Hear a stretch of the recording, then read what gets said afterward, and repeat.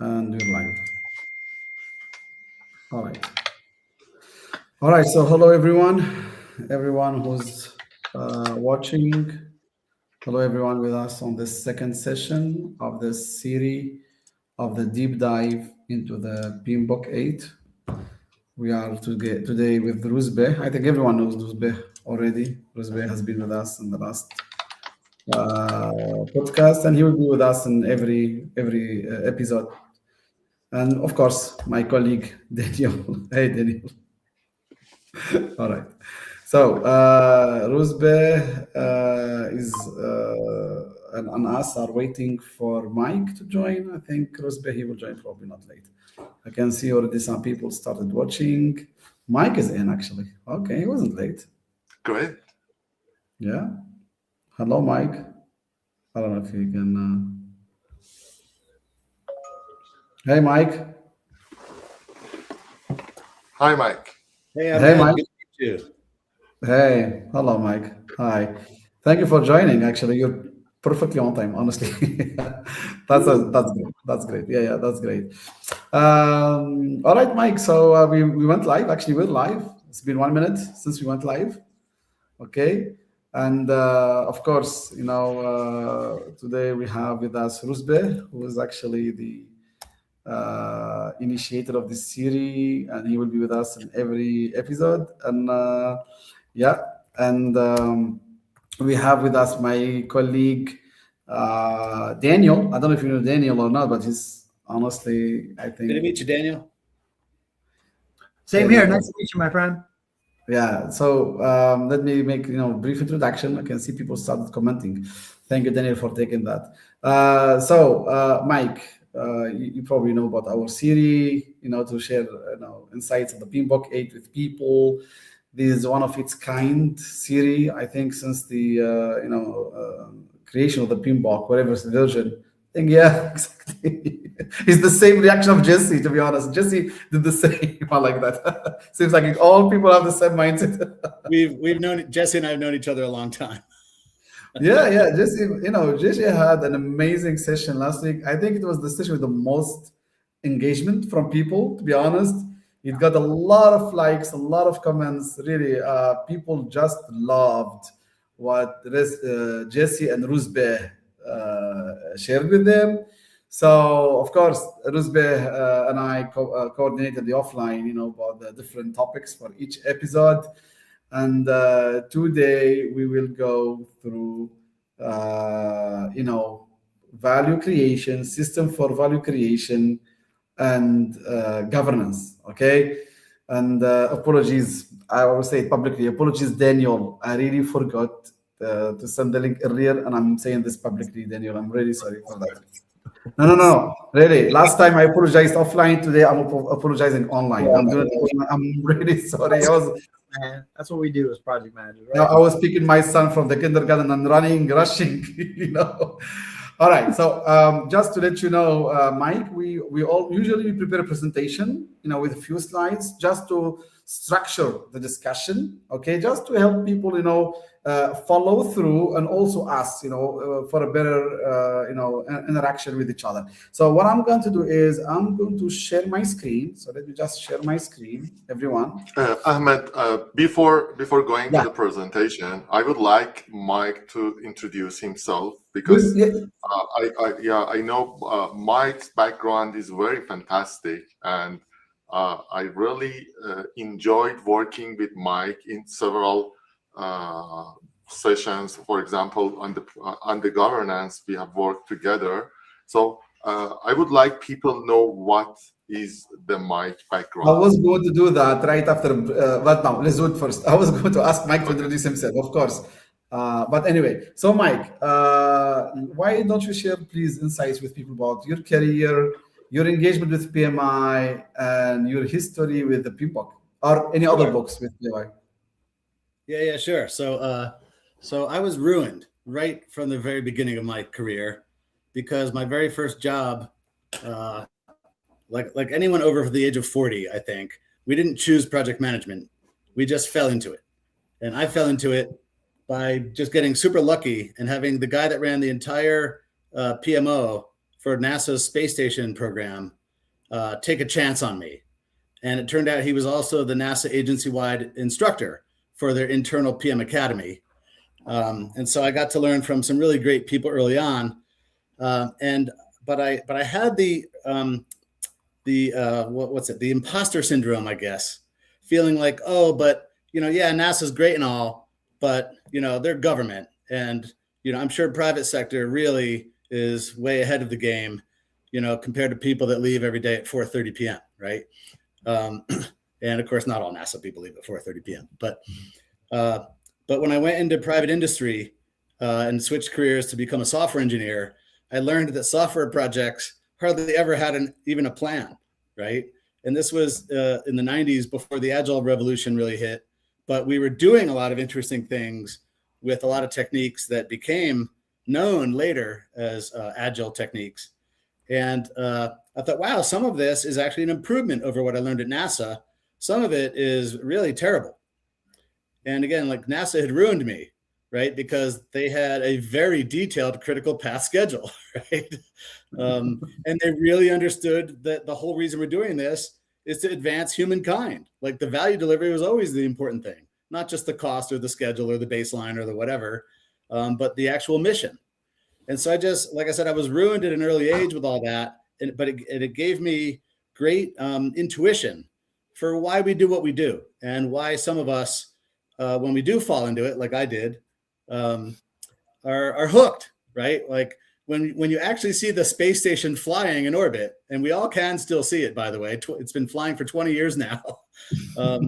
Like I might have only had the tiniest of small roles in it, but I had a role. I helped put it there, and we're still getting value from it. And I think a lot of us in PM, a lot of PM jobs, we go do a project, the project ends, we turn it over to operations, we move on to the next thing. It's not the type of thing you can look into the sky and say, wow, I helped with that, right?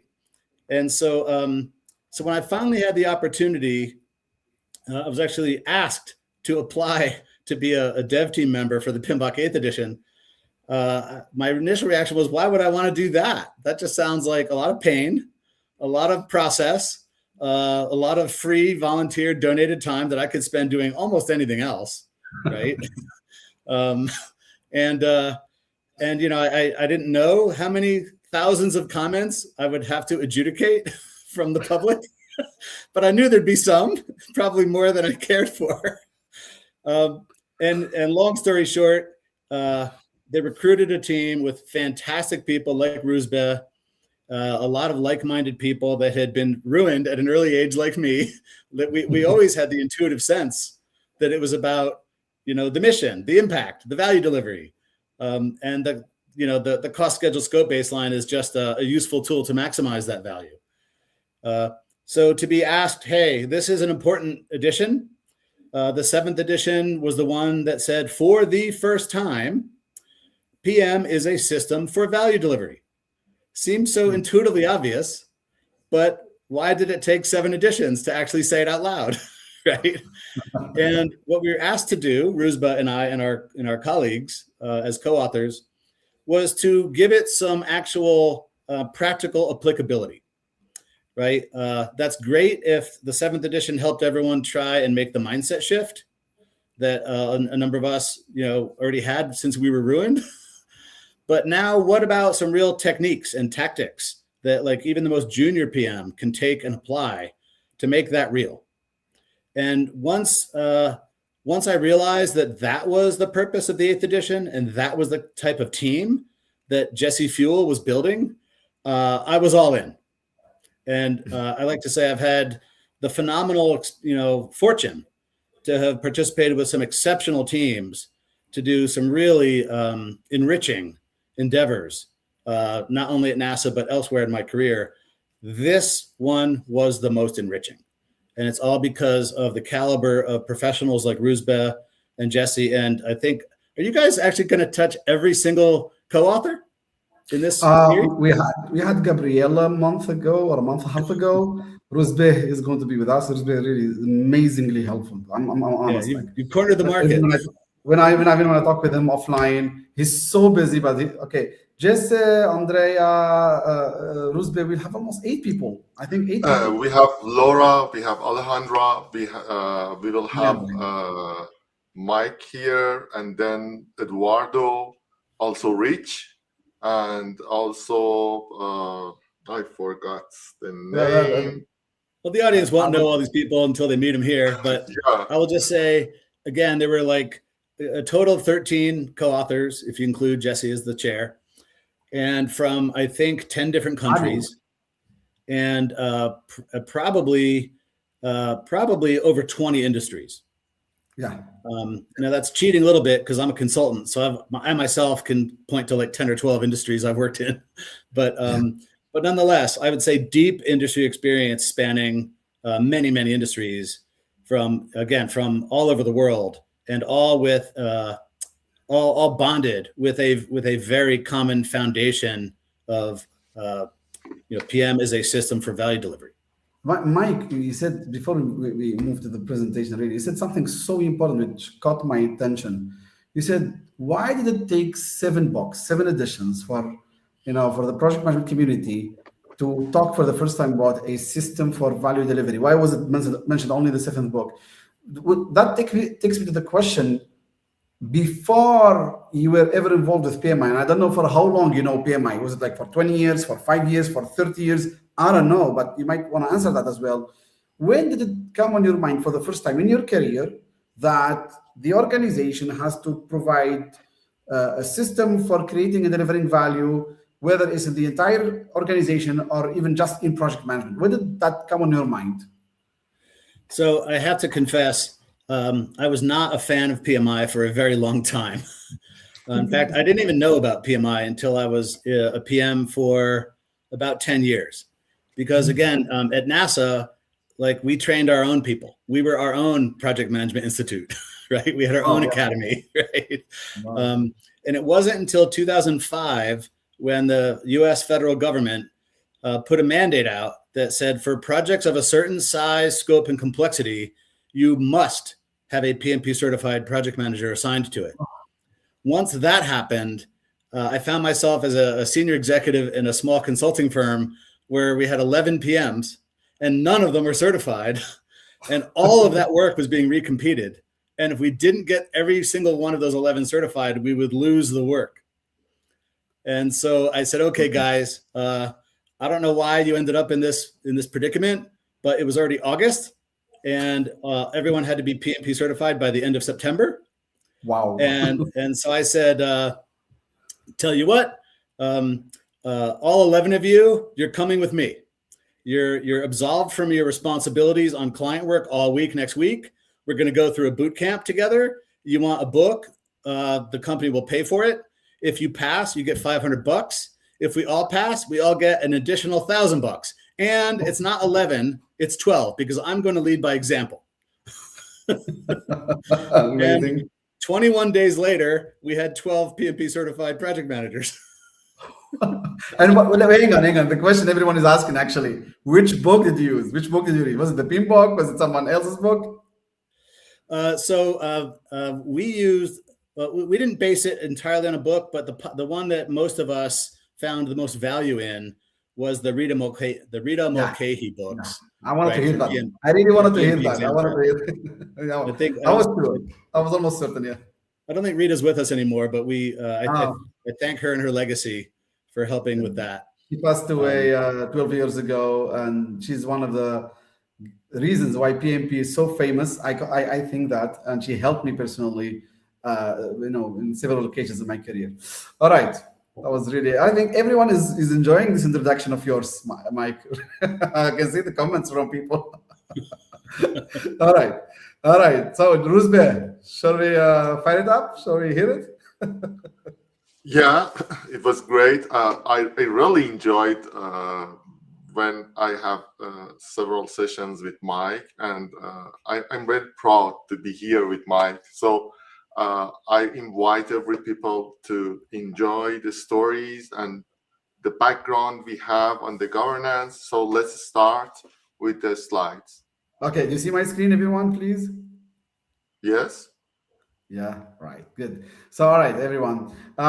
So, in this second session, we wanted to go through, you see, everyone, we're trying to take pieces, parts, and bits of the PMBOK 8, and we're trying to deep dive into them because I want to emphasize on this again. Really, I think this sentence, what I'm saying, is so important.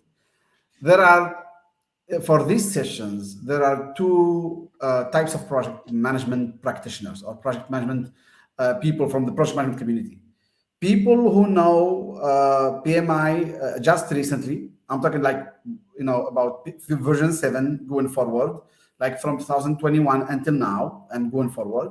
And there are people who know PMI more than just, or earlier, way before 2021. People who know PMI since version 6, version 5, version 4, version 3, even some people from version 2 and version 1. Okay, it makes a big difference for these two types of people to deep dive into PMBOK 8. It makes a difference. This is why when we are preparing this, we're trying to balance that. Like, we're going into the version 8. At the same time, we're trying to compare that once with previous versions, like mainly version 6, and once with version 7, okay? And another time with both of them, right? So when Rusbeh and I were discussing this, we said, Rusbeh told me, Mike is the best person really to take us through the several parts from today's session. So we talked, and I will let Rusbeh even, probably start for today. It's okay. But we know that version 8 comes with more emphasis. I wouldn't say it's for the first time bringing this up, because as Mike said, in version 7 already, PMI introduced the idea of, having a system for value delivery. But in version 8, as many people expected and wanted, there is more focus, more emphasis on how that system would function, how that system would work, okay? So we want to really understand what's the perception or view of the co-authors, the entire team of the PMBOK 8. How do they perceive that system for value delivery? Whether, in this pyramid shape or in any other way, how you would like to explain it. But, because this will help people then not only know how to adapt their style of working on their projects, but even prepare for their future certification exams, such as PMP. So I don't know, Rusbeh, if you want to take this over now, or we give it to Mike. Well, Rusbeh, you're muted. I don't know. Sorry. I cannot see this. I think I want Mike to have the stage. Please start and describing the whole value delivery system, and then, if needed, I will add something. Sure. I think maybe the easiest way to frame it is, if you think about how PMs are typically taught. They're typically taught, look, like, especially if you're like a junior PM just getting started and you've been trained in the basics, right? Typically, not always, but typically you're taught, deliver on your scope, schedule, cost baseline. We've given you the baseline, now go deliver on it. Don't ask questions, just go heads down and deliver on it.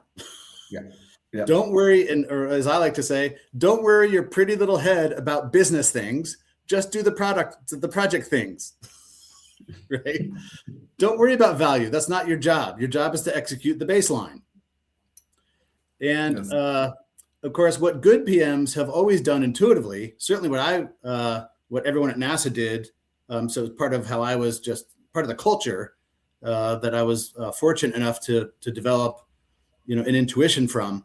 It's we need to regularly look at that baseline to make sure it's the highest value option. And if we don't understand what drives value, so for example, if being a month early would drive an enormous amount of value, but might cause us to go over budget slightly, we should at least have the conversation about that option, right? And project managers are the ones that are knee deep or neck deep in those details. Like, if we're supposed to really understand our baseline because we're the ones in charge of managing it, we should know when the baseline should be changed to a potentially higher value option. And that might not mean I have the authority to change it unilaterally, But I had a situation recently, actually, where a project manager knew that there was a higher value option and felt like they were not supposed to rock the boat, not supposed to, just stick to their knitting, just execute the baseline as you're told, like a good little project manager. And they didn't raise the possibility of a potentially higher value option. And the sponsor was furious, right? The sponsor said, look, I'm paying for this. I don't know the details. I'm not a project manager. I don't know how to do cost, schedule, scope trade-offs to figure out maximum value. That's what you're here for. And the project manager had never been challenged that way before. That the whole purpose of a baseline is the thing you manage to maximize the value. And you should always question it, because value is in the eye of the beholder, which means it changes, right? You might have the best, most optimized baseline imaginable 6 months ago when you kick the project off, but the probability that the value side of the equation has stayed static that entire time is probably zero. And so again, you might not have the authority to change your baseline, but you're going to be the one with, I like to say, you're the ultimate insider, right? The project managers are the ultimate insider. You're the one closest to this stuff. If you can't connect the baseline to the value proposition, well, then you're not really worth much to me, right? If you can't tell me when potentially higher value options are in front of me, where I can take my resources that I invested in as a sponsor and get a higher return on that investment, then I don't need you. And so it really is like a business imperative in my mind that the best PMs are always continually reassessing possibilities for more and more value delivery. So, Mike, when you say, does that mean that it will come a time when the project manager will be identifying the value directly rather than waiting for the stakeholders, like the customer or whoever, like the sponsor, would approach them and say, this is what the value I'm looking for? Would it also be from the project manager side that they will try to define that value for the stakeholders by themselves?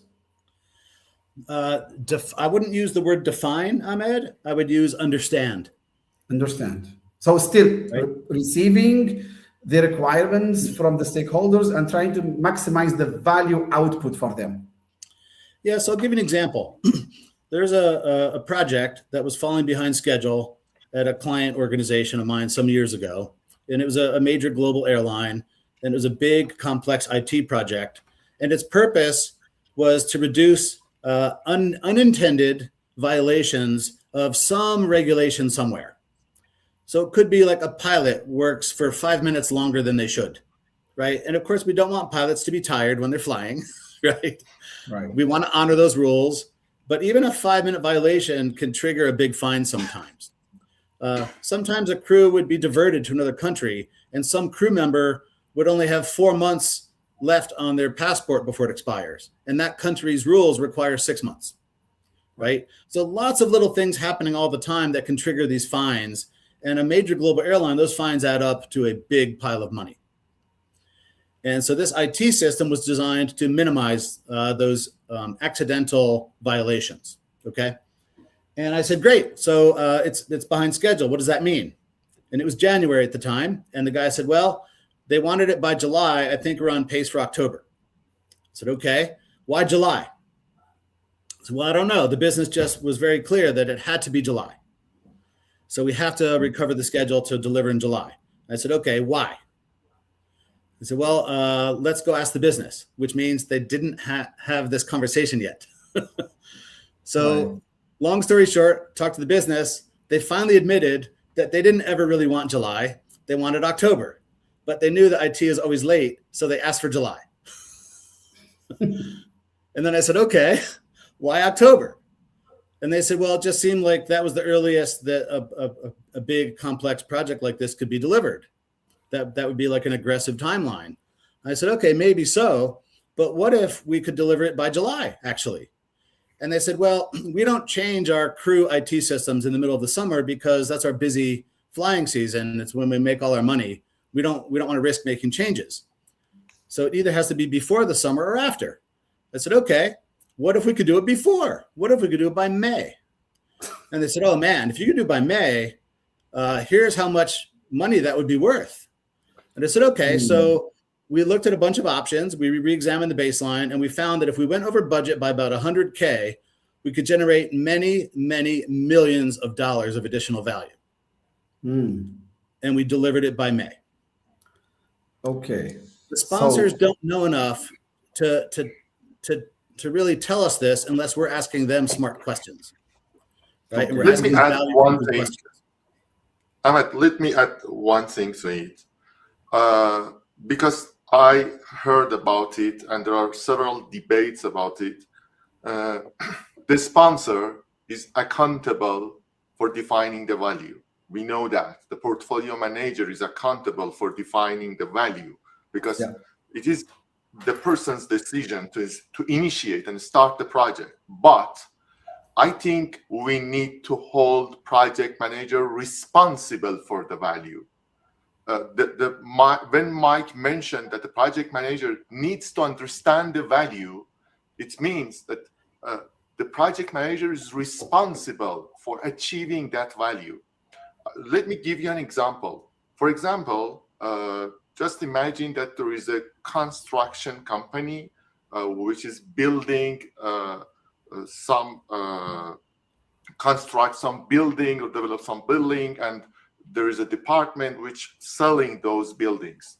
And when the project manager is constructing one of those buildings, during the design, they didn't comply with the culture of that area. So you will build or you will construct a building, but when you transfer it to the sell department, that department cannot sell those buildings because people will not buy that because it is not designed based on their culture.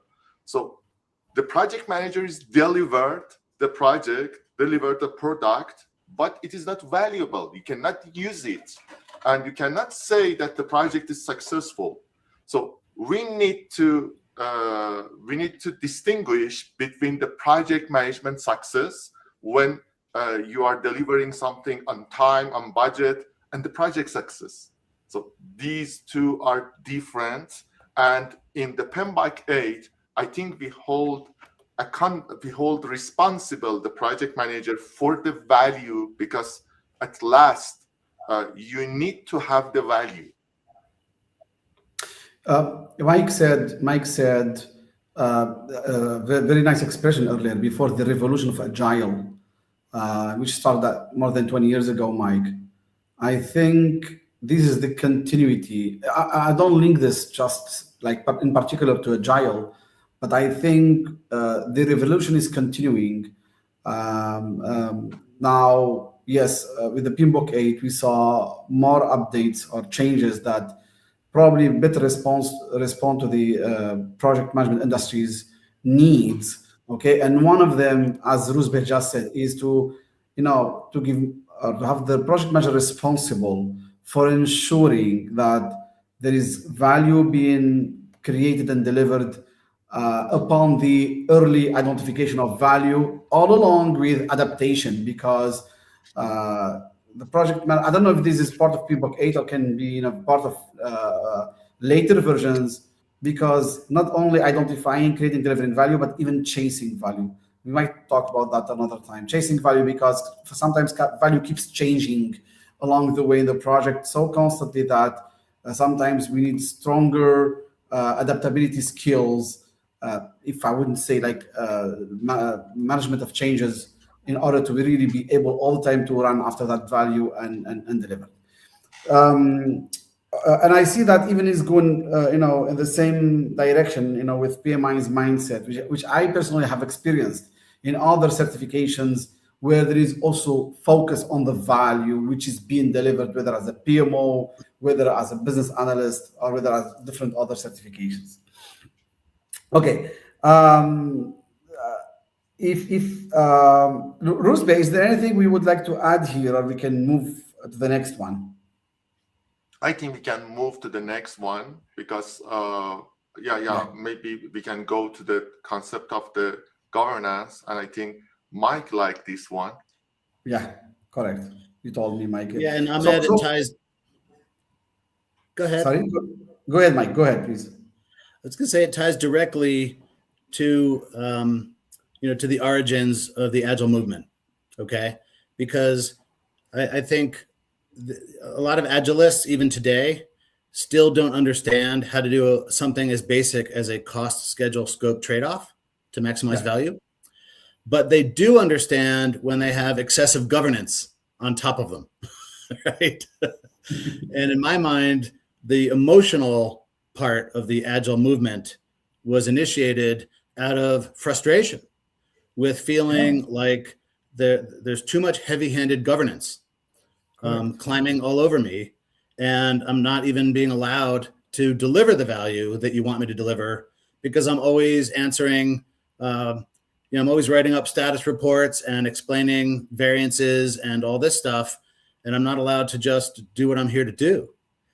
And so I think in the Agile community, the word governance became like a four-letter word, right? Like, we don't need no stinking governance. The whole reason we kicked off this movement was to get rid of all of you command and control governance idiots, right? Leave us alone, right? Yeah. We can self-govern. And I think we've certainly, I felt that way in the 90s as a software guy. And it was really liberating to feel like, look, if you just leave me alone, things will turn out better, right? You're right. However, that is not 100% true. Because in order for self-governance to actually work and deliver the value as effective stewards of the organization's scarce resources, okay? No, it's not my resources, it's the organization's resources, and I'm being asked to serve as a steward of those resources.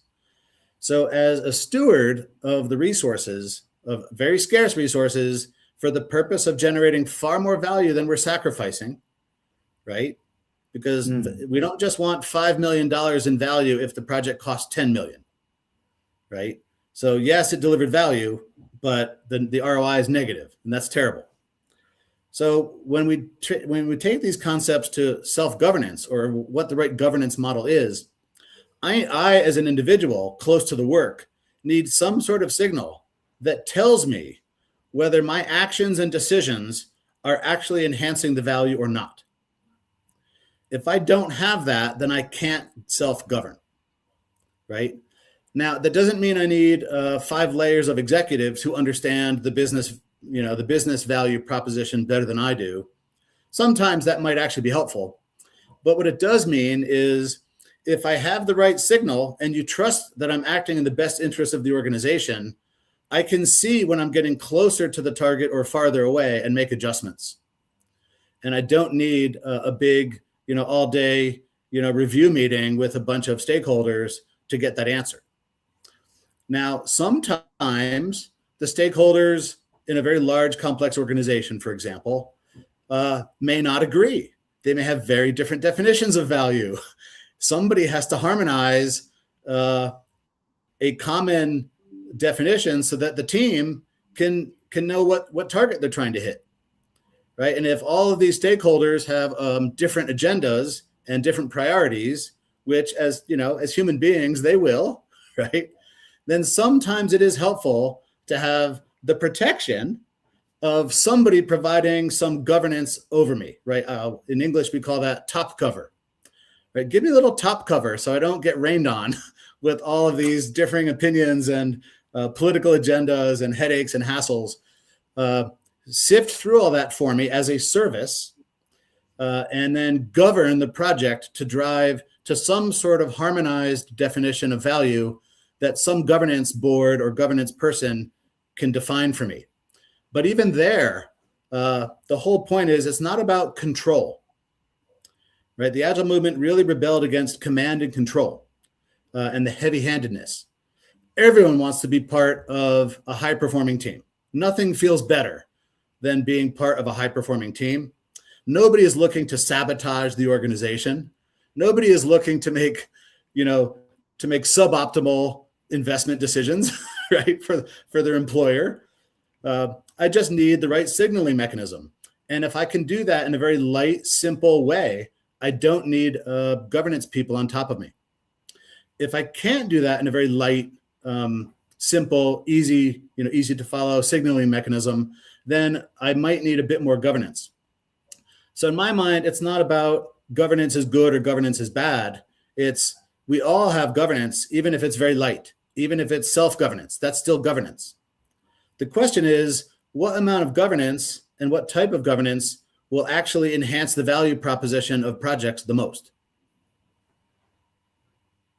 Yeah, correct. So let's take a step back, Mike, if you don't mind. Would you help people understand what actually governance exactly means um, for the project managers and the project itself? So it always has to, if you take the portfolio context, which is almost every project, right? Almost every project fits into a portfolio context. I mean, maybe if you're planting a garden in the backyard and that's the only project you have going on all year, then maybe it's just one project and there's no portfolio. Yeah. But I would argue that first we have to have the priorities clear. Somebody has to choose the highest value mix of project investments, right? There has to be a way to prioritize and select what projects to do. Again, a given individual with one perspective close to the work may not be the most qualified to help do that, but maybe in a startup type of organization, maybe that's exactly the person that should do it, right? But somebody has to do that and has to do it in a way that actually helps the organization thrive, right? That actually helps harmonize the differing perspectives and interests and agendas to achieve the target strategy, okay? So that's a key element of governance, right? The prioritization and selection. A second one then is, in my mind, this is really the only one. Are we driving to the maximum possible ROI on these investments? Are there other options we could and should consider in the mix of projects or within each project baseline to actually drive potentially higher value outcomes? And I've never once yet in my entire 35-year project management career gone into any kind of PMO status meeting and heard anyone in any position of governance ask that question. Are we looking at options that might enhance the value proposition of the project and of the portfolio as a whole? I hear a lot about ahead of schedule or behind schedule, over budget, under budget, on scope or under scope and all that. It's really, really rare. People say, yeah, but are we strengthening the value prop or weakening it? How do we know? And what signal are we using? And is it a good signal? And how do we respond to the signal if it's not going in the direction we want? Right.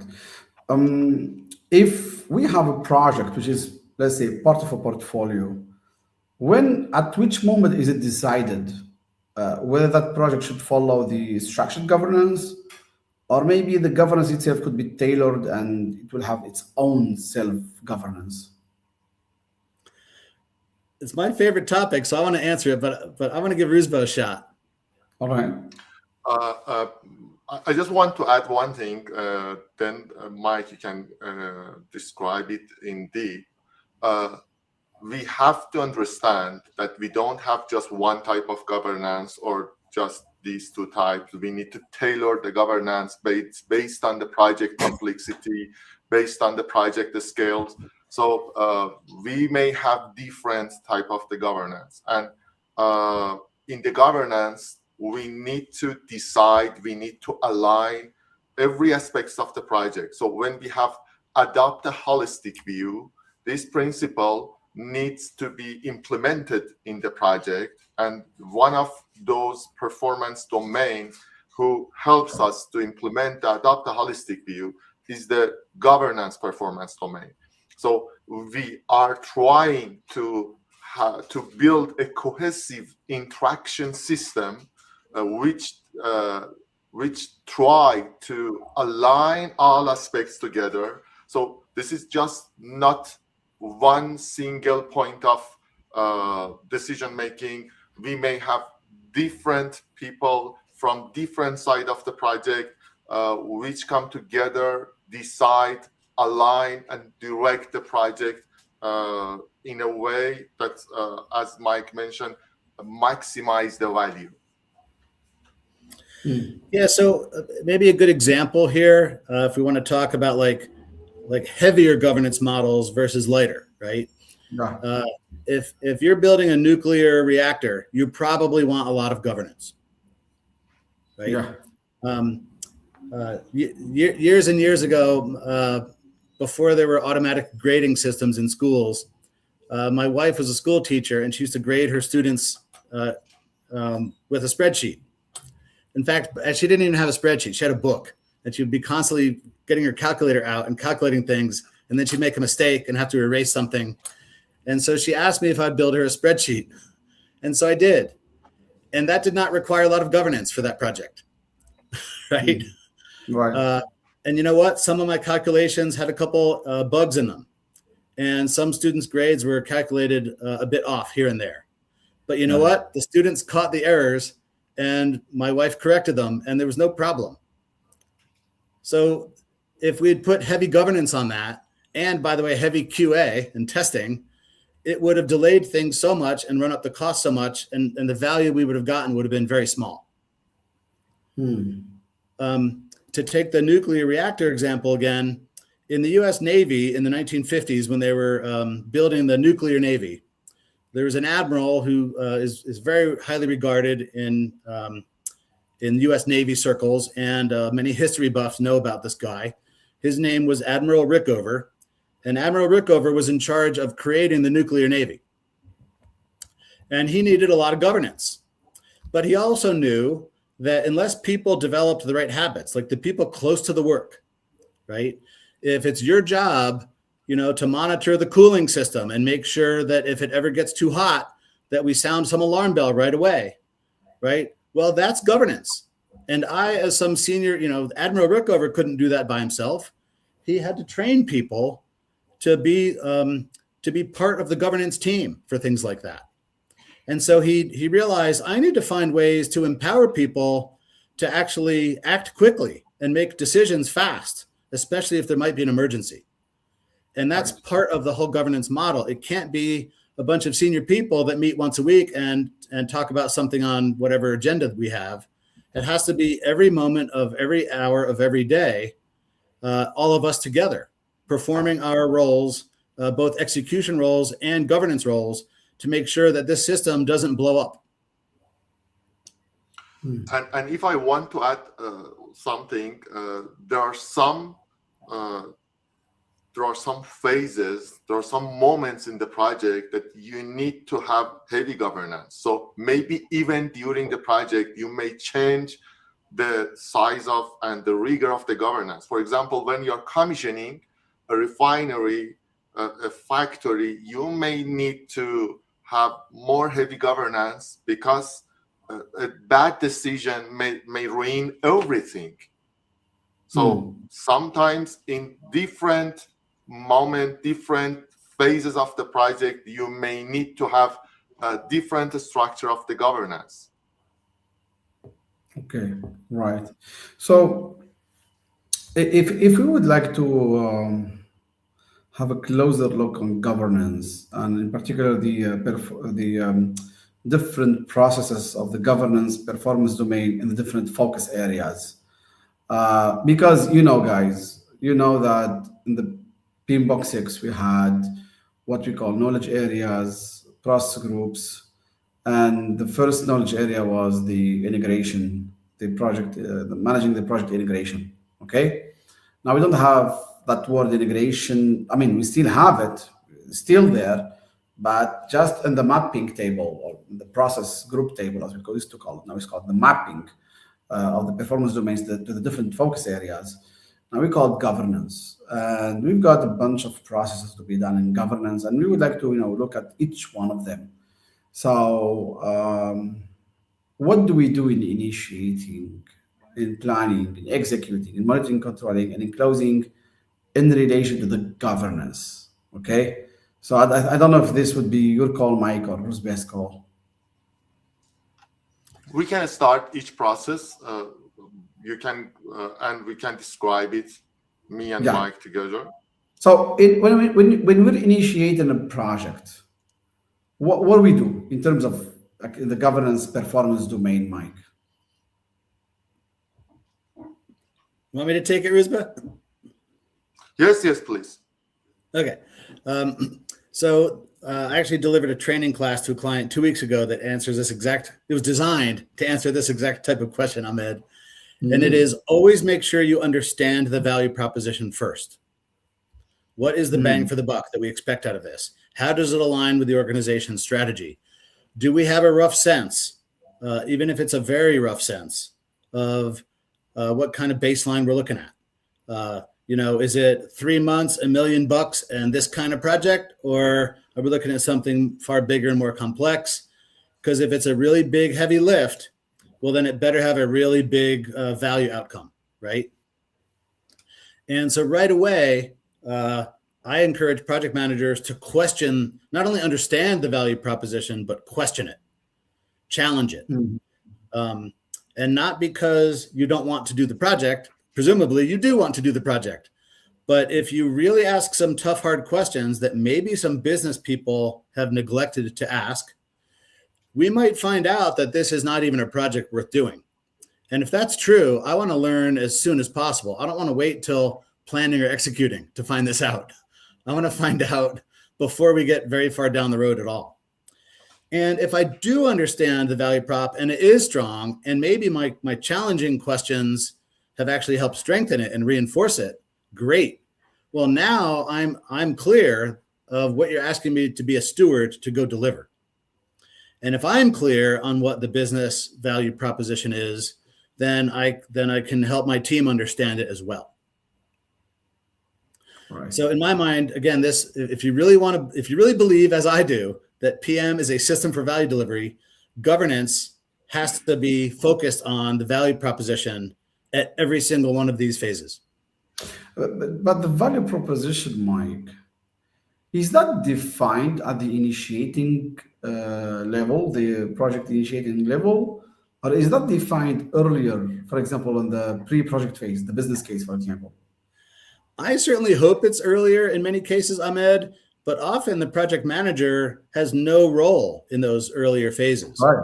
Like there might be some ideation, right? And we talked about prioritization and selection and looking at all different options and mixing and matching different options.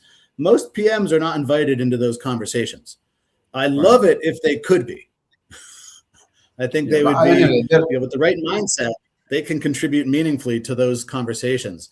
But if I'm just showing up at initiating, which under this model is what we're presuming, right? Yeah. I don't see anything on this slide before initiating. Right? So if I'm showing up at initiating and I'm clueless, I have no idea. I just know I've been assigned to the XYZ project. Actually, we're handed over as project managers. We're usually, so whenever we're called up by a sponsor and they tell us, hey, you're going to be assigned to this project. And that's usually the initiating of the project.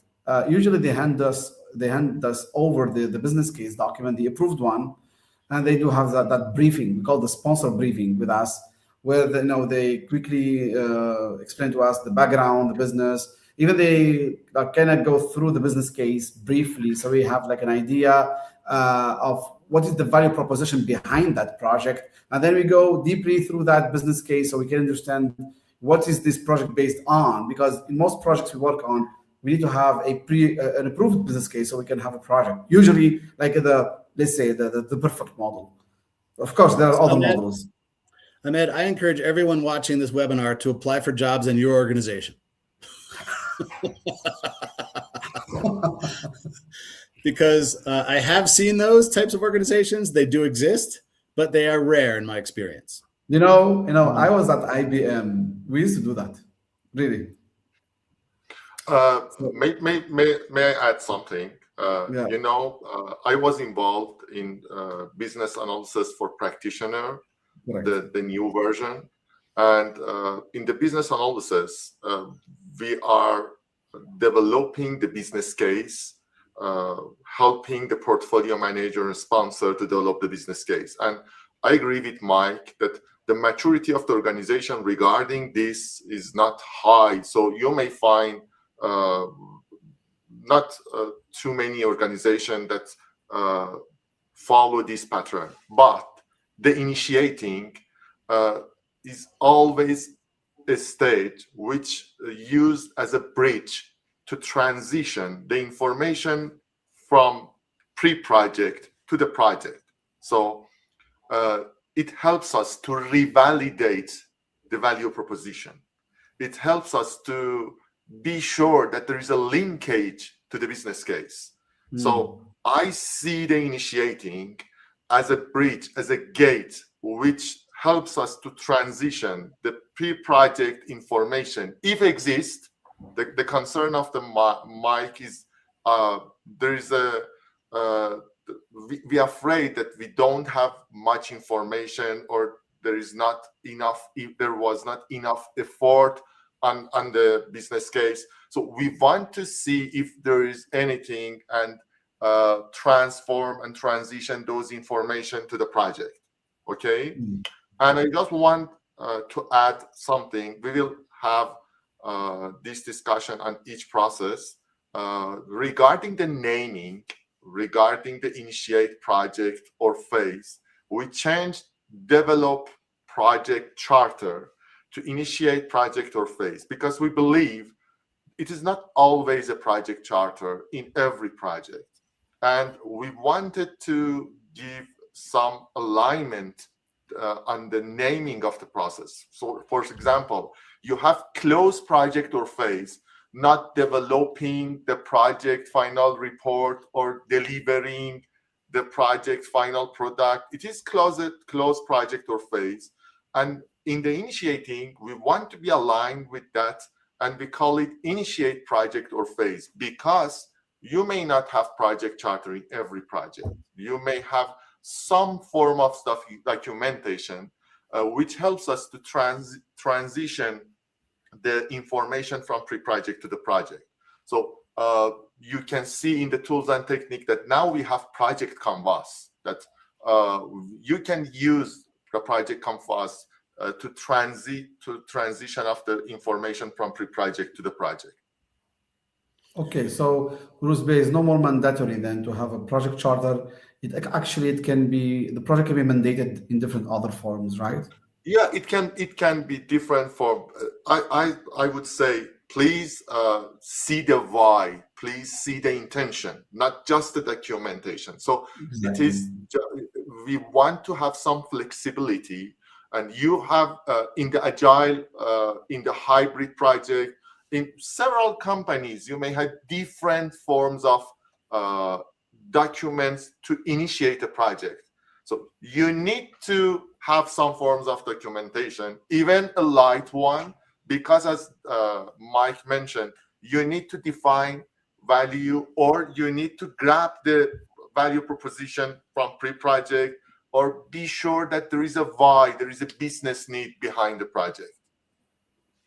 Good. Right. You know, couple comments to hopefully enrich the conversation further.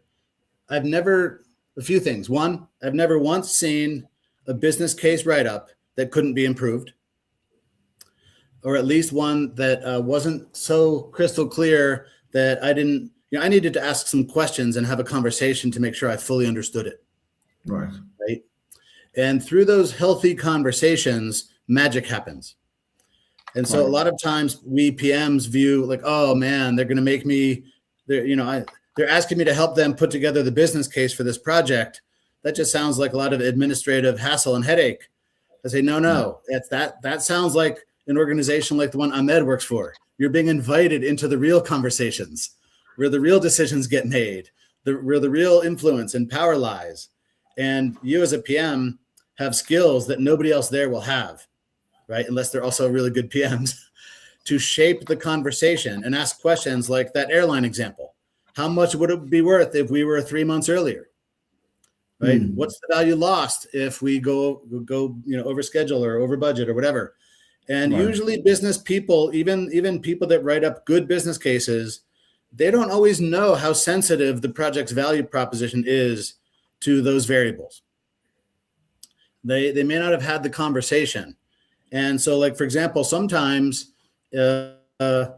like in the airline example, it was just sooner is better and late is worse by a lot. Sometimes it's, oh, and if you don't deliver this by the end of the fiscal year, we lose an additional chunk of value. And so it falls off a cliff, right? I call it the elbow curve, right? Where there's a moment in time that if we deliver later than that, the value loss accelerates. And a lot of time business people just say, no, I just told them the deadline is this date, just deliver by that date. And we never have the conversation about, well, how sensitive is the project's value proposition to delivery by that date? What would it be worth if we could be earlier than that date? Right? Yeah. Even if all we do is retire the risk of being late, what's that worth? Right? Yeah. And I've just never seen a business case document that answers all of those questions by reading it once. Right. Yeah, well, interesting. We can talk about this for long, but we need to move to planning.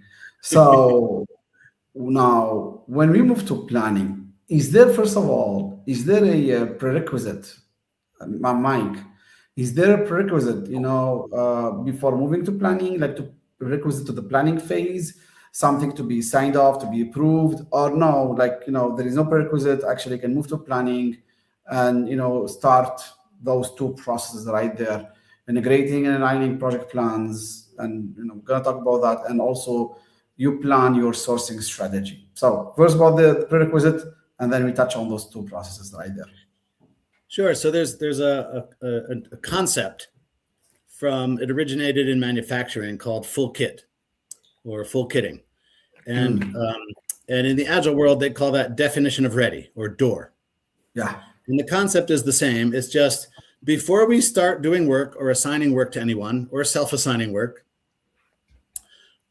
do we have everything we need to do the work properly on the first try? If the answer is no, then more planning is needed. Yeah. And I include preparation with planning. Like, again, you might need if actually the notion of full kit was actually a physical kit in a manufacturing type setting. Yeah. In knowledge work, it might just be, I need some inputs, right? I need a few inputs. In the case of that simple project for my wife to do the spreadsheet that would grade her students' papers or calculate the grades, I just said, I just needed a few very basic inputs. Number one, the sooner I knew very well from the initiating that the sooner she had something better than a pencil and paper, the better.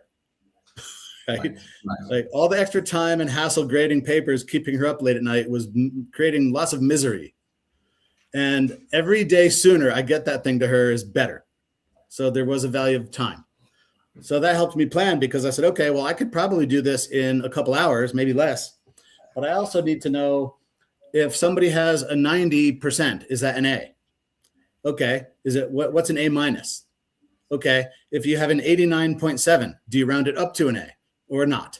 Right? Like, what are the rules? So there's a certain amount of business rules that go into it that I wanted before I even started, so I could get it done properly on the first try. And again, I got it done well enough on the first try within a couple hours that she could actually use it tomorrow. Right. And so the amount of planning there was probably about 10 minutes.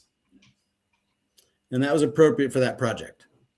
Another example, maybe an extreme example I like to use is well, a lot of people don't know that when the 9/11 attacks happened in New York and the buildings fell, they had closed all the bridges and tunnels, and Manhattan is an island. And about 500,000 people were trapped on that island. And they had to very quickly mobilize a rescue effort to get 500,000 people off of that island. And there was no, the U.S. Navy was not standing by ready with a bunch of ships. In fact, the Port Authority of New York and New Jersey is a sort of a mixed, like a matrix organization of a lot of different maritime organizations. And so it had a bit of a loose command structure, which is not ideal in emergencies. The Coast Guard did have some presence there, and a Coast Guard captain took charge of the situation. And he had all the pressure in the world to just skip planning, right? Just start rescuing people. right? You got some boats, you got people in need. Time is urgent. We didn't know if there was going to be another attack following up, right? Let's get these people, and there's all this smoke that people were breathing in and getting sick. So you want to get the people out of there as soon as possible. He did not skip planning. And he made the very incredible decision, if you ask me, that in spite of all the pressure to just start doing the work, he said, wait, hold on. If we mobilize a bunch of ships and volunteers and tugboats and party boats and ferry boats to go start rescuing everyone, there's only about 5 piers in Lower Manhattan. And all those boats are going to create a massive traffic jam, and we will actually harm our efforts to rescue people. We need to get this planned and staggered and sequenced properly if we really want to achieve the mission. So he actually told all the boats over CB radio within five minutes after he took action, right after he started. His first step was all boats that want to help in this effort report to Governor's Island, and that's an island south of the tip of Manhattan. He wanted to keep the piers clear so that the operations could move with maximum speed. Again, how much planning did he take for that? About 5 minutes. And by the way, that was the largest sea lift rescue in the history of humankind. Had he skipped planning, it would have been one of the biggest humanitarian disasters in the modern era, and we all would have heard about it. Right. Interesting. So when we say integrate and align project plans, so by project plans, we mean like the scope plans, the schedule plans, right? The risk plans, etc. Are there any other plans we refer to here? We have several plans. Before that, we call it develop project management plan. So there was we were talking about developing a PMP, but it is not. It is not about developing a document that we call it PMP.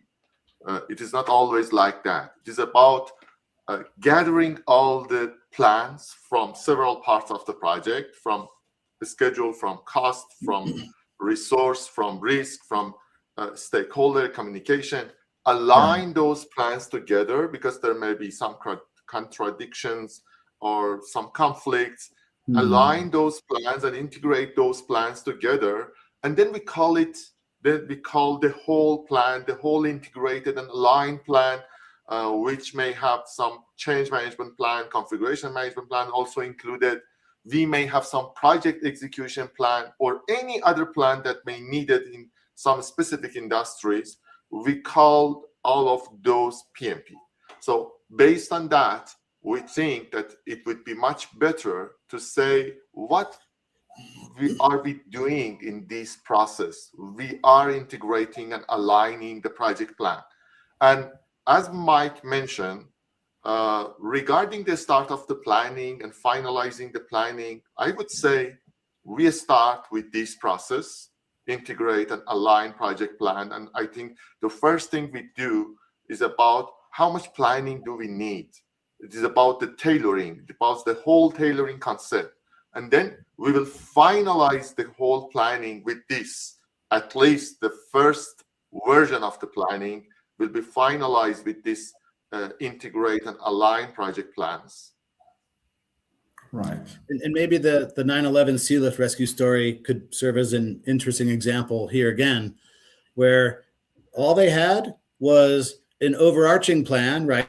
We need to sequence as many boats as possible and keep the piers clear. That's a plan. But then there's a communication plan, says how we're going to actually mobilize boats into action. We're going to go on the CB radio and we're going to put out a call. And we need to be ready for the response to that call, because if a lot of people volunteer, and luckily they did, we need to give them clear guidance on where to go and what to do. So now I have a communication plan and I have an execution plan, and I have to synchronize those or else I'm going to have a problem. Now that Coast Guard captain, I've had the privilege of speaking with him many times in interviews and things. He's not PMP certified. He didn't realize that he was following this process that we're showing on the slide, but but had he not followed it, like luckily he had good intuition. But I think a lot of times we don't have good intuition and we feel all this pressure to just go do, right? And had he just gone and started doing stuff, it really would have been a disaster. Exactly. And years later, you guys came and put on papers, notebook like that. Now, one of the newest processes people saw in this current PMBOK 8 version is plan sourcing strategy. Okay. That's something we probably didn't have the previous versions. So Rusbe, how did that come? Where did that come from? And why is it now important to plan for the sourcing strategy? And by sourcing, do you mean like financial sourcing, human resource sourcing, non-human resource sourcing? What exactly? Like? I think it is about the concept of the procurement. There was lots of discussion regarding the procurements in our team, and also when we got comments and feedbacks from the community. So there are several perspectives regarding the procurement. That some part of the procurement can be done in the project team, in the project management team, but some part in most of the organization will happen outside of the project team, by the legal department, by procurement department, and is somehow independent of the project team. So when we were discussing regarding this together, we come to an agreement, all of us, that one aspect of the procurement is definitely done during the project by the project management team. And this is regarding the make or buy analysis or make or buy decision, that we want to decide that which part of the project we want to do it in-house in the company, and which part of the project we want to outsource. We want to give it to a vendor, give it to a contractor. So the plan sourcing strategy is about deciding which aspects of the project, which part of the project scope we want to outsource to an external company. And why we put it into the integration? Because when we want to decide about make or buy decisions, when we want to decide which part of the project we want to outsource, we consider many things. We consider time, we consider the cost, we consider the resource. So maybe we are outsourcing this part because it is more cheaper if you outsource this part, or you may have more quality or higher quality if you outsource this part. So because your decision is affected based on several aspects of the project, not just one aspect, we put the concept of plan sourcing strategy in the governance, which refers to deciding which part of the project scope you want to outsource and which part of the project scope you want to do it yourself. Mike, if you want to add. Yeah, and maybe an example might help. A few years ago, I had a university as a client, and they were doing a lot of things like building new buildings and expanding new programs and degree offerings, opening up even like a satellite campus and things like that. And all of that, of course, affected how many courses they were able to offer and to whom and at what cost or what price, right? And all that had to be like in an online IT system. And so this was a constant challenge to make sure, like, hey, will the new classroom building be done before the next semester? If so, we'd like to get full benefit of it and make sure people, we assign professors and classes to it and open enrollment for students in those classes and get all the, the payment processing figured out and all that stuff. And so it was very due date sensitive, right? If they didn't hit a certain window before the next semester started, they couldn't go forward. And then it would be a big lost opportunity for that had to wait for like a whole nother semester or maybe another year. But they couldn't always afford to have all the resources they needed on hand, like on staff as direct employees, to make sure all of that work could always get done on time. And so they developed a sourcing strategy. They planned out a sourcing strategy for not just one, but multiple projects that said, look, we're going to need more of these IT skills to accelerate the IT part of this. We're going to need some more construction skills. So we're going to contract out, we're going to develop relationships in advance with IT companies, IT staffing firms, construction staffing firms, and on and on and on. So that if we have a chance to actually take advantage of this in time for the next semester, we can.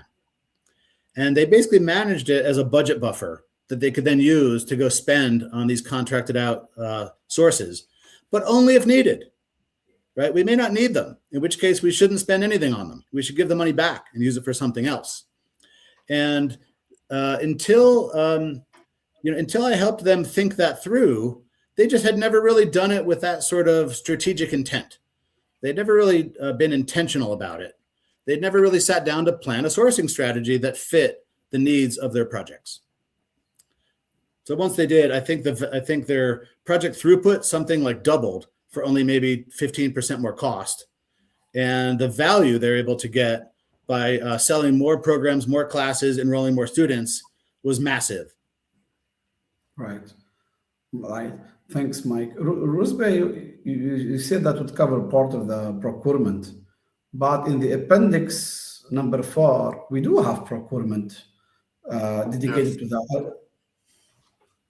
Yeah, we keep the content of the procurement in the appendix because we think that some project managers need to have the knowledge, although they may not be involved in every aspect of the procurement. For example, contracting or define the contract, but they need to have the knowledge of contracting. So based on that, we keep the content on the appendix, but it is not applicable to all the projects. But regarding the sourcing strategy, I would say it is applicable to all the projects. They need to define which part of the project they want to do it themselves or which part of the project they want to outsource. And regarding that, the project team needs to do some analysis. So we put that in the planning part. But regarding the other aspects, we will talk about it later. But regarding the monitoring and controlling the procurement or conducting the procurement, we think that it is not always the project teamwork. Right. Yeah, it's kind of funny, like among the team, just real quick on it. We had some people who have always, their entire PM careers, worked in environments where a lot of contracting happened and procurement was a major part of the responsibilities of the project manager, right? And some of them felt like if you put procurement as an appendix, then you're somehow diminishing the importance, which for them was massive. And again, more to Rusbe's point, it's not that it's more important or less important, because obviously for you, it's crucial. The question is, how is it universal? Because we're trying to make this as broadly applicable to project managers in any situation, in any context. And so that's why we felt like, let's not make the core body of the PMBOK guide longer than it needs to be if some of the audience members reading it don't need it. And may I add, I want to add one thing.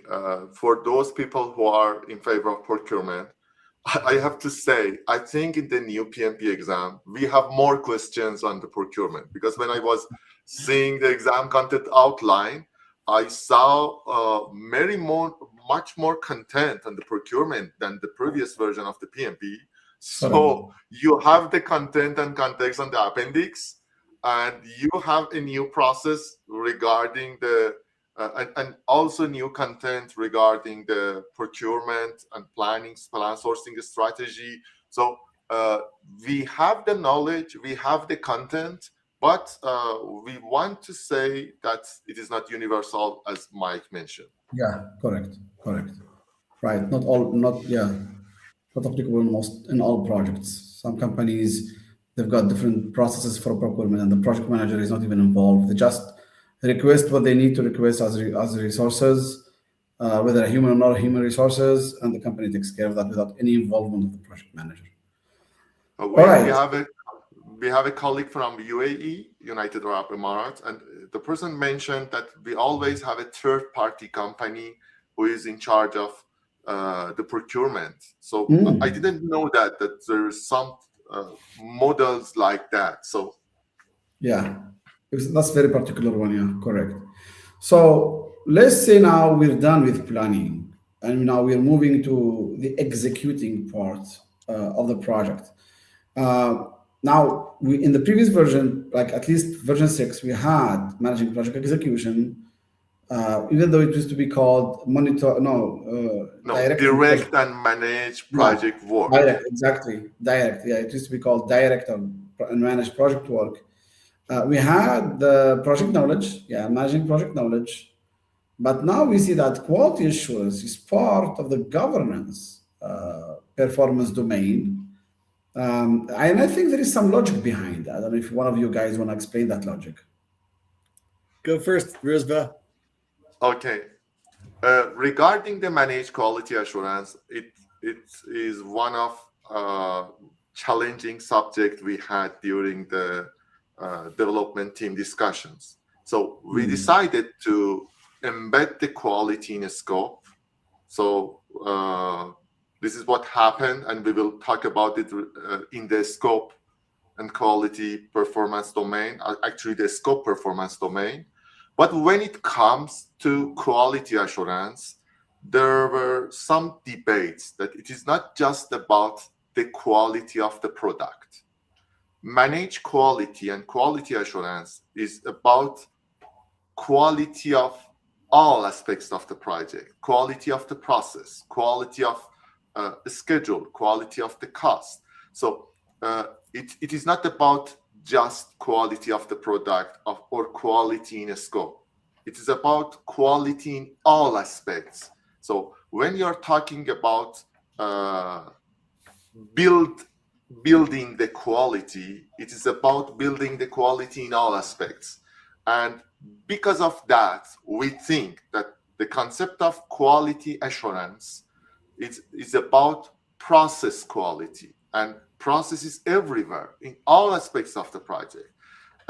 Quality assurance is about doing the right things. So when you are talking about doing the right things, it is not just about the scope, it is about the risk, it is about the resource. So because of that, we think that the concept of the managed quality needs to be at the governance. And one more reason, you're talking about audits, and audit is about an independent and a structured activity.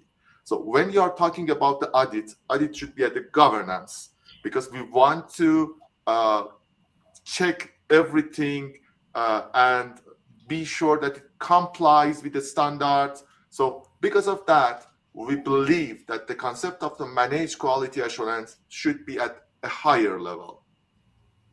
Right. So when you said that actually here the quality covers even for like the quality of, let's say, the different documentation, the application of the project management itself, does it mean that there will be an audit in terms of the project governance? Are we auditing that? In the quality assurance, we have audits because we want to check that is everything comply with the standard, with the procedures, and we want to improve those processes. So when you improve a processes, do you want to check that if people comply with the new method, with the new procedure? Based on that, you need to do some audits. Right. Yeah, I would say the audits can be handy if compliance is important, like building a nuclear reactor, right? You probably want a QA audit on that. But in my mind, this is again all about embedding the right amount of quality activities, quality assurance activities, quality controls, all those things, in order to enhance the value proposition the most. So again, the example of my wife's spreadsheet, we had almost no quality assurance, but that was deliberate. We managed it. We managed it as close to zero as possible because we didn't need it. It would not have enhanced the value prop to spend a week on testing in that case, right? And so I think oftentimes QA professionals come in with the assumption that more is always better. And sometimes more is not better, right? Mhm. Often, maybe 90%, or who knows, in certain industries, it might be true that it's nearly always more is better. But more comes with a cost, right? There's a management and governance overhead to more. And you could end up harming the value proposition. A simple example, you might put the quality threshold 2 notches higher than customers even notice. And that could cost you a lot of money. Okay, if I have a question, it's just a little off. Is the PMO, in particular the controlling PMO, anyhow involved in quality audits? I mean, when I say quality audits, I don't mean related to deliverables, but rather to the project management work itself. Is that connected anyhow? My sense is, again, there's almost always a portfolio context to projects, right? So one of the challenges I had with being a PMBOK guide co-author is we only had to focus on project, not on portfolio, right? So yes, they did throw like an appendix on PMOs at the end, right? But I think that was more to pay homage to the PMO Global Alliance acquisition that PMI bought. Yeah, Right. right. Yeah. Shout out to to the team. And there are, Ahmed, there are different level of governance. So you may have some audits for the processes and quality at the portfolio level. And also you may have some audits and quality assurance at the project level. So I think it doesn't conflict. There is no conflict between those. Even in some organization, you may have a department at high level and some other department in the lower level, and all aligns together. So the quality assurance in the projects will be aligned with the one at the higher level if there's PMO or other department like that. But we had the quality assurance in the project. And I think by putting the quality assurance in the governance, we highlighted, we emphasize on the importance of the quality assurance because the proactive mindset. In the quality assurance, we want to build the quality into the processes, not test the quality at the end. So in the quality control, you are reactive. You are testing and you want to see if it is right, if it is wrong. But in the quality assurance, you are building the quality with the proactive mindset. Okay, great. No, I think when it comes to execution and managing project knowledge, I don't think there were many changes, unless if you correct me on that, compared to what we are used to for those two particular processes, Rusbeh and Mike. I don't know what's your take on I that. don't recall many changes. Do you, Rusbeh? Yeah. I just want to add one thing regarding the managed project knowledge. I saw some argument regarding that the managed project knowledge doesn't do anything with the governance. Yeah. But I think in the governance, you want to decide, you want to lead. And for that, you need knowledge, you need information. So I think this process is an enablement process for the governance. And you need to have a holistic knowledge about everything. And you need to contribute to the organizational governance also. And based on that, we need to have managed project knowledge here. And please consider that in the governance, we have integration in the governance. It is not just about the controlling, about the high authority on decisions. We have the integration inside the governance. Mm-hmm. Yeah, good one. Right. So, and now, in parallel with execution, we will have the monitoring and the controlling to make sure that everything is going right. And what I like here, Mike, is it's no more about monitoring, controlling project work. It's about monitoring, controlling project performance, right? Beautiful. Yes. And I Right. would go further and say monitoring and controlling the value proposition that you should Right. be basing your performance against. Exactly. Making sure you're And, creating and and I delivering. think in the Go ahead. future, I might even suggest changing the monitoring or controlling terms that we've had for decades. And I don't know the right word right now, but something that basically is more like maybe monitoring, controlling, and enhancing, or reinforcing, or strengthening. To say we're not just delivering a baseline like automatons or robots, right? We shouldn't be anyway. We should be looking for opportunities to maximize the value delivery. And in my mind, that happens in monitoring and controlling.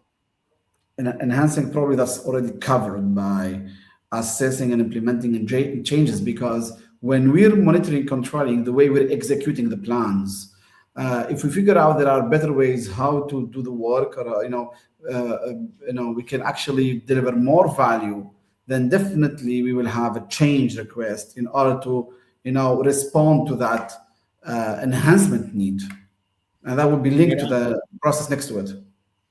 You got it. And one more thing, I have challenges in several projects regarding the work-oriented culture in the projects. They want just to do some work.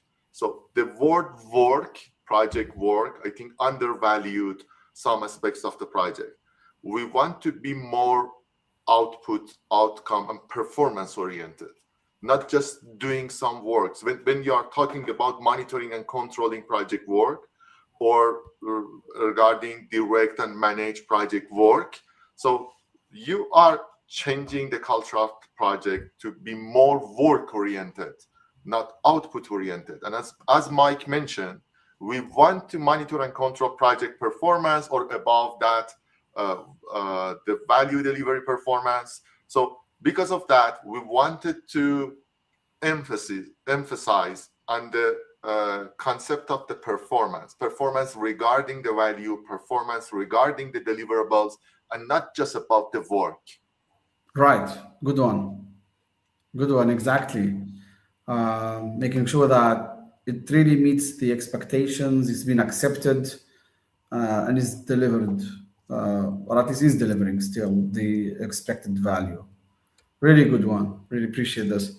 And that goes in circle. Monitoring, controlling goes in circle with the execution until we arrive, to the end. Before just touching on the closing one, let me just really ask a small technical question, Mike and Rosbeh. You guys heard maybe hundreds of times of ongoing projects that never could close, projects that could never end. Why? Because of the constant changes. We're executing, but through monitoring, controlling, we figure out there are needs for changes again and again and again, and projects just derail. Like they go further. Instead of it was planned for 6 months, now it's been 2 years, and we never closed it. Is there in this PMBOK 8? I'm asking like as if I didn't read it. I'm asking like as if I'm someone from the audience. Is there in the PMBOK 8, or is there going to be an update, not the PMBOK 8, but just one day, on setting some rules for how long or until when we can still accept changes? Are there any limits? So we can ensure at least we can close or we can deliver. Otherwise, we can just go, be stuck in that loop of really being ongoing and ongoing and ongoing without ever reaching the end. Yes, I see two parts to that, Ahmed. One is what I call the zombie projects, which, as you stated, the ones that just, you can't kill them, right? Yeah. No matter how hard you try, they just keep going, and it's impossible to kill. And those, of course, you have to question the value delivery there, and presumably it's probably really low, and you just need better governance, better discipline on terminations. But the other thing you mentioned was about accepting changes late in the game, which of course is one of the mantras of the Agile community, right? Yeah. We accept changes even if they're late in the project, and I think that's not quite right either. I think to be adaptable and flexible to opportunities to enhance the value proposition makes great sense. But sometimes accepting changes late can dramatically harm the value proposition. Right. Like you don't want to change the design of your bridge when you're 90% done with the bridge, Correct. right? Correct. Yeah. Yeah. Um, You don't want that. Yeah. Correct. Yeah.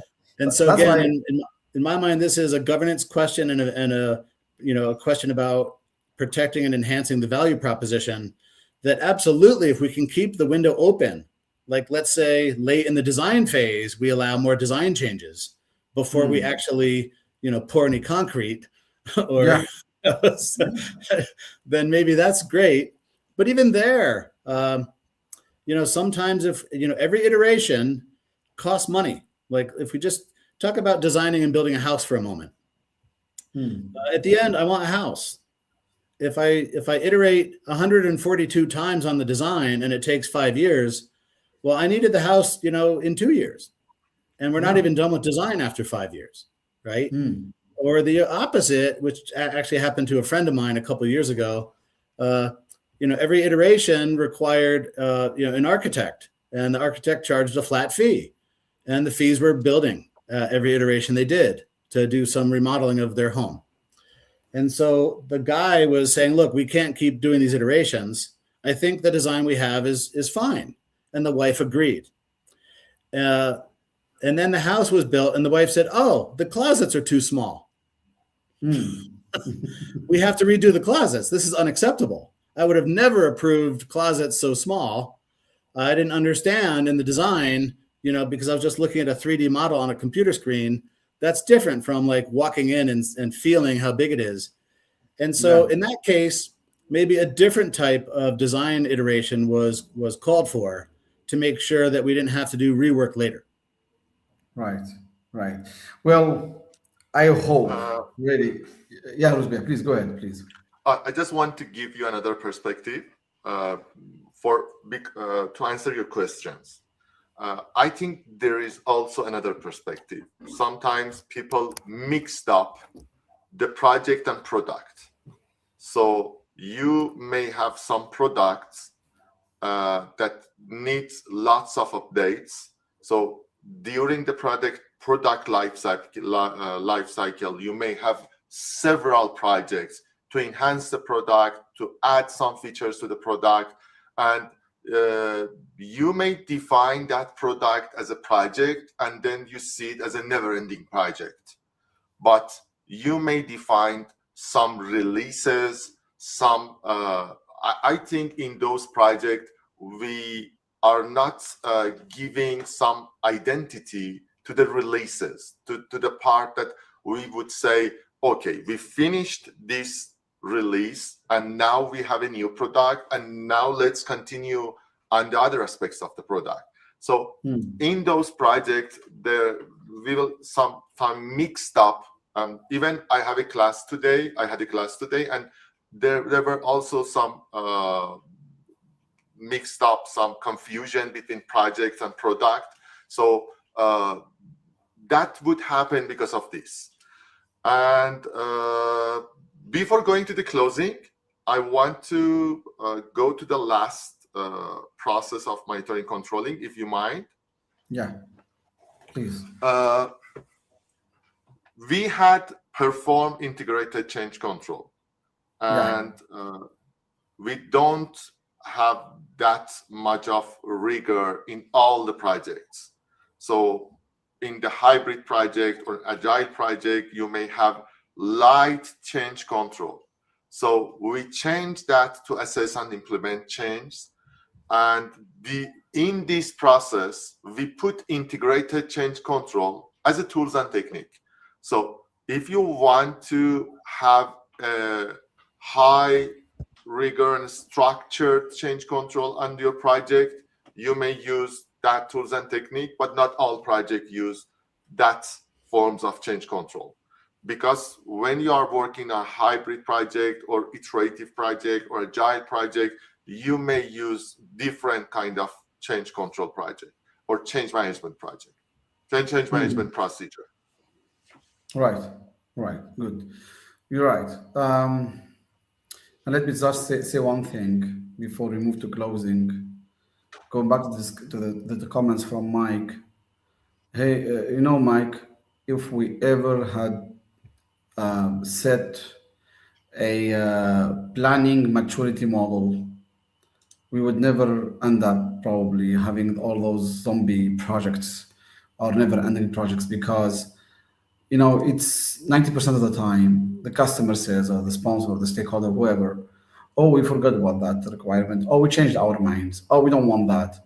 Yes, it's a human, it's natural, but if we want to raise the efficiency or effectiveness of our projects, we need to set a planning maturity model, which all people involved in the project need to we need to assess their maturity level in terms of planning. So, and it will also have some recommendations, how to reach that a decent, not decent, an enough maturity level, so we can somehow be 90% certain that we will actually finish the project almost, with the pre-approved scope, with almost the deadlines, and not having projects that never end, because most of the time it's a problem with planning. And even then we tell them, we had enough time for planning, why are you asking for these changes now? And they say, oh, we changed our minds, oh, we forgot about that. Anyway, that's not the discussion for, probably not for this version, because it takes a lot of brainstorming to come up with a planning maturity model in order to reach more maturity and more effectiveness on projects. And I think for the closing focus area, I think the name remained for the same process, Rusbeh. It's a still closed project or a closed phase, even though I never knew why do we say phase. I mean, logically I understand it, because anyway, there are projects with some stage gates or phase reviews, and we cannot move from one phase to another unless we, make sure that we have delivered the objectives of that current phase. And still, it's always about mostly closing projects rather than closing phases. But have there been any updates to this particular process compared to the previous versions? I haven't seen too much update on this process. Although if I had time, I would like to add something in this process, because in the business analysis, we had one important plan, which we call the transition plan. Transition from project to the operation. And this transition part is very, very critical. And I saw many projects that failed in this transition, because the concept of the customer acceptance, or the concept of not the operation is not ready, the readiness of the organization for accepting the final solution. So if I don't remember why we didn't do that, because there are lots of variables during the PMBOK 8 development. But when I was looking at the closing project or phase, I wish I could add the transition plan in this part. And regarding the closed project or phase, we know we have some incremental approach, or we have some agile and hybrid approach, which we may close a phase, or we may close a release in the middle of the project. So regarding that, you may have several closing during the project. Good. Mike, I had the same exact reaction as you. I wish we would have written something about ensuring the value is maximized in an effective transition. Right. Well, in the PMO guide, I took the PMOCP exam, and at the end, in the last two steps in the flywheel, we need to make sure that we really have delivered the value. The value was accepted and was confirmed. We probably could have taken something like that, the PMBOK 8, because value delivery needs to be confirmed, not just in form of not just in the form of a formal acceptance document from the customer, which anyway deliberately it says, or it confirms that value was delivered, but rather a little more focused or more emphasis on that, like really, value delivered, confirmed, celebrated, and all of that. Right. Okay. Rusbeh, I think we covered it all. Please correct me if I'm mistaken.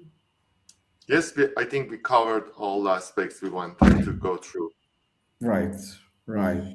So let me probably stop the sharing and go back to right here. How was it, Daniel? How did you see all this? How did you enjoy? It was good. Good session. Like I was actually at 9/11. I was on one of those boats that got bought. Oh wow, really? Yeah. So was my brother. Oh, really? Yeah, I was on a little party boat that got taken to Staten Island, and then I had to get back to New Jersey. So I didn't know that story. That puts a lot of things into perspective because it was insane that day, obviously. But there's a YouTube video narrated by Tom Hanks that was released, really? I think, on the 10th anniversary. So it's like 14 years old now. Check it out. Well, thank you. It was again, awesome session, man. I have so many notes from this, like probably 1,000 pages, it feels like. And I've learned so much. And it just confirms what I've experienced. I've seen myself, how I've tried to manage projects. It's nice, again, like when we talk about it's nice to bring it forward, to kind of bring it back into the world. And just so everyone can see, because most project managers I do, they've been living this and doing this for a while. It's nice to see the good ones. The good ones. Yeah, let me phrase that. The good ones. Yes, Mike. Yeah, and in my mind, why should it be limited to the people that have the gumption, the initiative, the intellect, and all that to go beyond what they were taught, or even sometimes against what they're taught? Yeah. Why not just teach people right? Yeah. No, the story you told about in the beginning about the new project. Oh God, that's the last 20 years. Everywhere I see it, I experienced it myself. It was good. Which one?